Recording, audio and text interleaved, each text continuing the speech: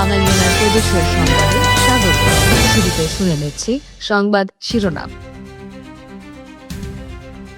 কলকাতার নির্বাচনী সভায় আবারও নরেন্দ্র মোদীর কথিত অনুপ্রেশকারীর অভিযোগে দাবি করছেন পশ্চিমবঙ্গে বিজেপির ক্ষমতায়ন নিশ্চিত। স্থলযুদ্ধে রূপ নিতে যাচ্ছে ইরানের সঙ্গে ইসরায়েল যুক্তরাষ্ট্র সংঘাত। অ্যাম্বিফিয়াস অ্যাসল্ট শিপে রওনা দিয়েছে মেরিন সেনা। পুরো মার্চ মাস জুড়ে থাকছে বাঙালিয়ানার বিশেষ আয়োজন অগ্নিঝরা মার্চ। দেখতে চোখ রাখুন বাঙালিয়ানায়।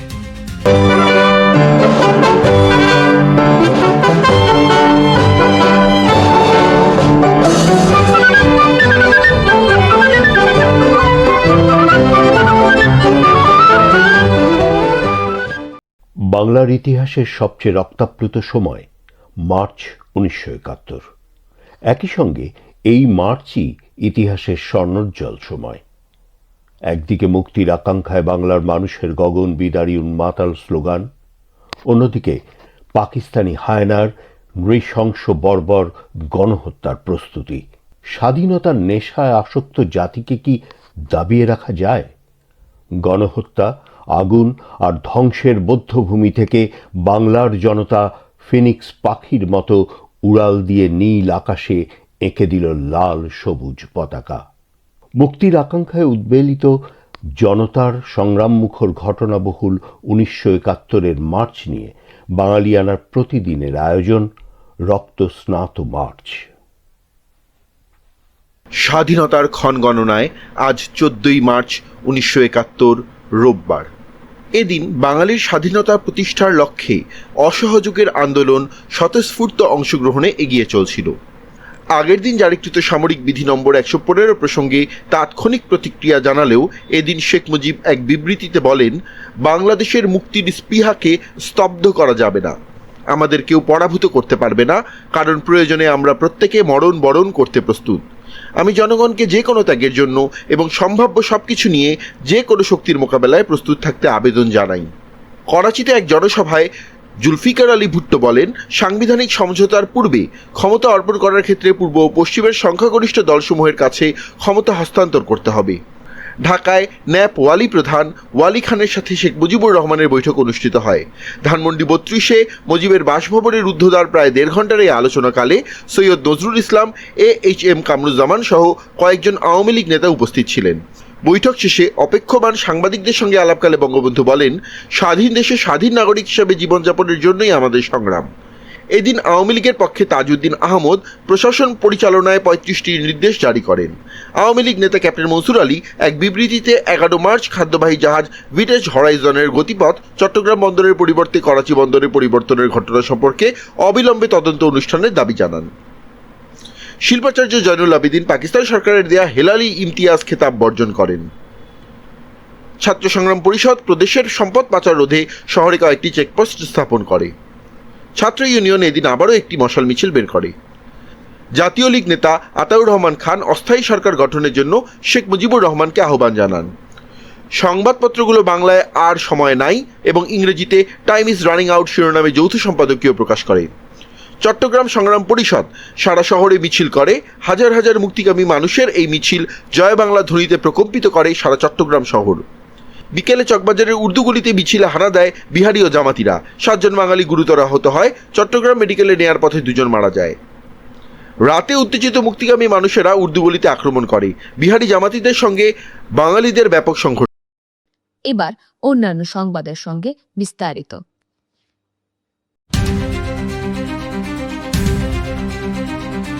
তৃণমূল কংগ্রেসের পক্ষ থেকে বারবার বিজেপিকে বাংলা বিরোধী বলে আক্রমণ করা হয়। 14ই মার্চ শনিবার কলকাতার ব্রিগেড প্যারেড গ্রাউন্ডে বিজেপির জনসভা থেকে সেই বাংলা ও বাঙালি নিয়ে তৃণমূল কংগ্রেসকে আক্রমণ করলেন ভারতের প্রধানমন্ত্রী নরেন্দ্র মোদী। তিনি মমতা বন্দ্যোপাধ্যায় ও মহুয়া মৈত্রর সাম্প্রতিক মন্তব্য হাতিয়ার করে পশ্চিমবঙ্গের শাসক দলকে আক্রমণ করেছেন। মোদী বলেন, বলা হচ্ছে যারা তৃণমূলের সঙ্গে নেই তারা বাঙালি নন। বাংলার মাটি অনুপ্রবেশকারীদের দখলে। বাংলার জনবিন্যাস বদলে যাচ্ছে। বাঙালি হিন্দুদের সংখ্যালঘু করে দেওয়া হচ্ছে। প্রকাশ্যে হুমকি দেওয়া হচ্ছে বিশেষ কমিউনিটি আপনাদের শেষ করে দেবে। ব্রিগেডে দীর্ঘ বক্তৃতায় মোদি বলেন, এবার পশ্চিমবঙ্গে সরকার বদল কেউ রুখতে পারবে না। কেউ কেউ ভয় দেখানোর চেষ্টা করবেন, কেউ কেউ বলবেন বদল সম্ভব নয়। কিন্তু মনে রাখুন, মানুষ যখন ঠিক করে নেন তখন ঠেকানোর কেউ থাকে না। বাংলার মানুষ যখনই ঠিক করে নেন তখনই ইতিহাস বদলে যায়। একই সঙ্গে তিনি বলেন, এবারের ভোট সরকারের বদলের নয়, বাংলার আত্মাকে বাঁচানোর। ব্যবস্থা বদলের নির্বাচন, কাটামনি থেকে, ভয় থেকে মুক্তির নির্বাচন।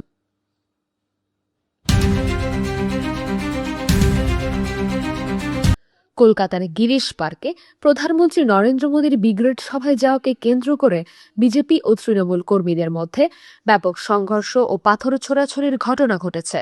এতে বউবাজার থানার ওসি বাপ্পাদিত্য নস্কর সহ বেশ কয়েকজন জখম হয়েছেন।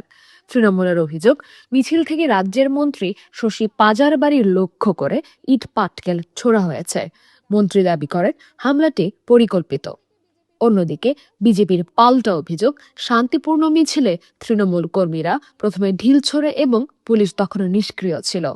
এই ঘটনায় আহত এক বিজেপি কর্মীকে হাসপাতালে ভর্তি করা হয়েছে। এলাকায় চরম উত্তেজনা বিরাজ করায় অতিরিক্ত পুলিশ মোতায়েন করা হয়েছে।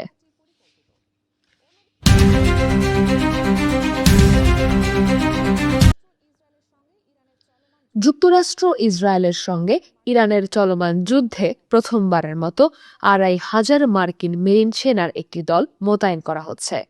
জাপানের ওকিনাওয়ায় অবস্থিত নিজেদের ঘাঁটি থেকে ৩১তম মেরিন এক্সপেডিশনারি ইউনিটের সদস্যরা এখন যাত্রাপথে রয়েছে।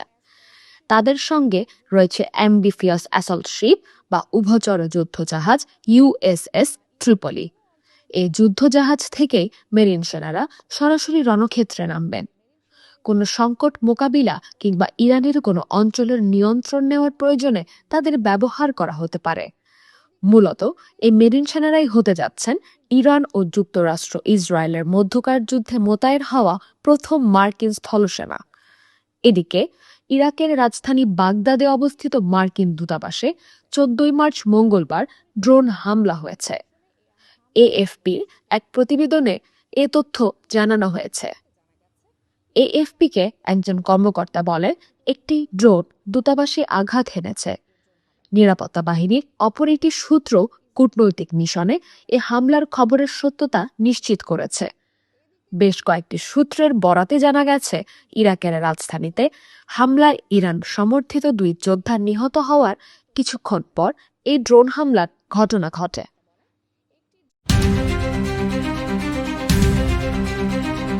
সাংবাদিক আনিস আলমগীর আদালত থেকে জামিনে মুক্তি পাওয়ার দুদিন পর গাজীপুরের কাশিমপুর কেন্দ্রীয় কারাগার থেকে মুক্তি পেয়েছেন।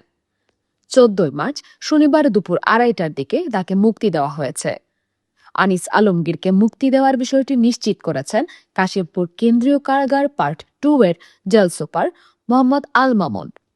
তিনি বলেন, শুক্রবার তার জামিনের কাগজ কারাগারে পৌঁছায়। পরে যাচাই বাছাই শেষে শনিবার দুপুর ২:৩০টার দিকে তাকে মুক্তি দেওয়া হয়েছে।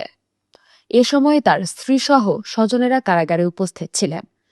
জামিনে মুক্তি পাওয়ার পর সাংবাদিক আনিস আলমগীর বলেন, শুধু অন্যায় নয়, আমার সঙ্গে জুলুম করা হয়েছে। আপনি আমাকে বলেছেন যে আমার সমালোচনা করেন, তারপর সমালোচনা করার ফলে আমাকে জেল দিয়ে দিলেন। এটা তো বাটপাড়ি। এর থেকে তো বড় বাটপাড়ি গত ১০০০ বছরে কেউ দেখেনি। সমালোচনা করলে সন্ত্রাস বিরোধী আইনে জেলে দিচ্ছেন। সমালোচনা কি কখনো সন্ত্রাস হতে পারে? আমি কি কোনো সন্ত্রাসী কার্যকর্মে জড়িয়ে আছি?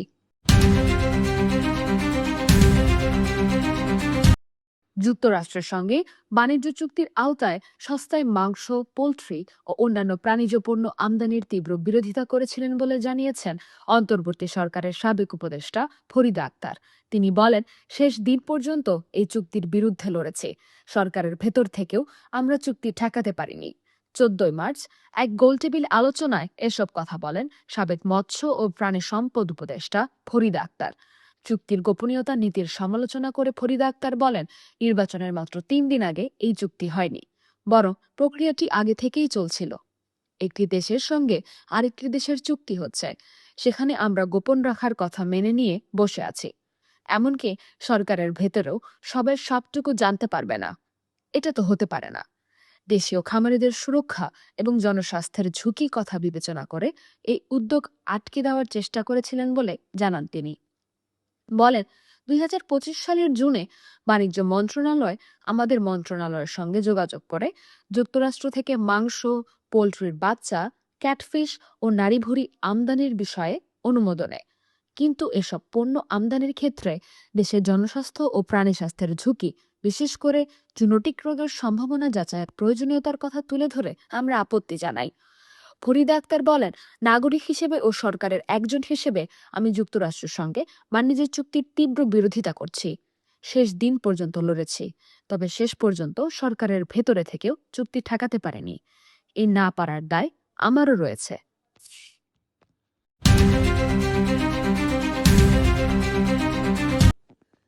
মধ্যপ্রাচ্যে চলমান সংকটের কারণে আকাশপথে রপ্তানি কার্গোর সক্ষমতা উল্লেখযোগ্যভাবে কমে গেছে।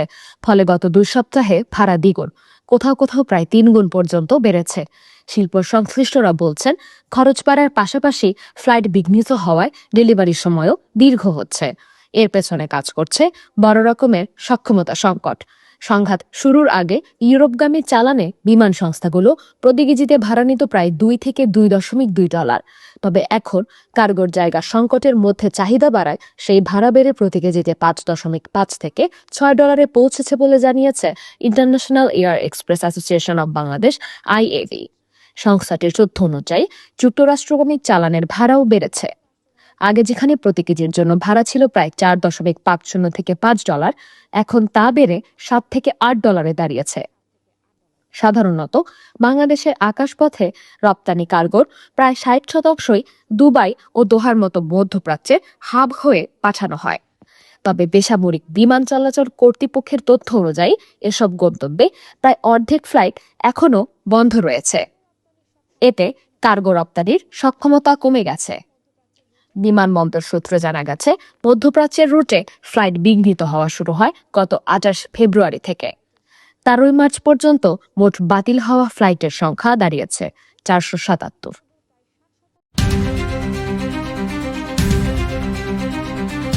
চট্টগ্রাম বন্দরে মার্চের প্রথম 2 সপ্তাহে বড় পরিমাণে জ্বালানি পণ্য এসে পৌঁছেছে, যা দেশে বিদ্যুৎ উৎপাদন ও শিল্প খাতের স্থিতিশীল সরবরাহ নিশ্চিত করে সহায়ক হবে। বন্দরের তথ্য অনুযায়ী 16টি জাহাজ LNG, LPG এবং অন্যান্য পরিশোধিত জ্বালানি সহ দেশের পথে এসেছে। আগামী কয়েকদিনে আরও 3টি জাহাজ বন্দরে পৌঁছাবে।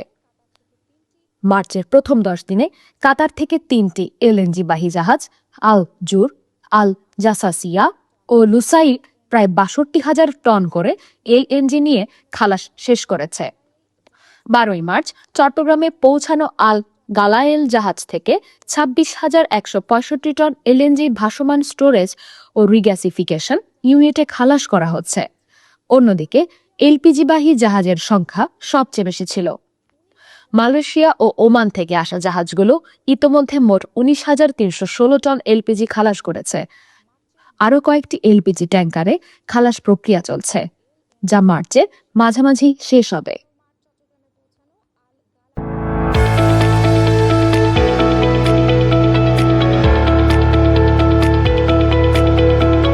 জ্বালানি তেলের সংকটে ট্রাক ও কাভার্ড ভ্যানের ভাড়া বাড়িয়ে দিয়েছেন পরিবহন ব্যবসায়ীরা। এতে করে নিত্যপণ্যের পাশাপাশি আমদানি রপ্তানি পণ্য পরিবহনে খরচ বেড়েছে। পরিবহন ব্যয় বেড়ে যাওয়ায় পণ্যের দাম বেড়ে যাওয়ারও আশঙ্কা দেখা দিয়েছে। ঢাকা ও ঢাকার বাইরের কয়েকজন ব্যবসায়ী জানান, বগুড়া থেকে দূরের বিভিন্ন গন্তব্যে শাকসবজি পরিবহনের প্রতি ট্রাকের ভাড়া 10,000 টাকা পর্যন্ত বেড়েছে। আবার চট্টগ্রাম থেকে ঢাকা কিংবা ঢাকা থেকে চট্টগ্রামে পণ্য আনা নেওয়ার খরচ বেড়েছে 5 থেকে 6,000 টাকা। ঢাকার ভেতরেরও পণ্য পরিবহনে ভাড়া বেড়েছে।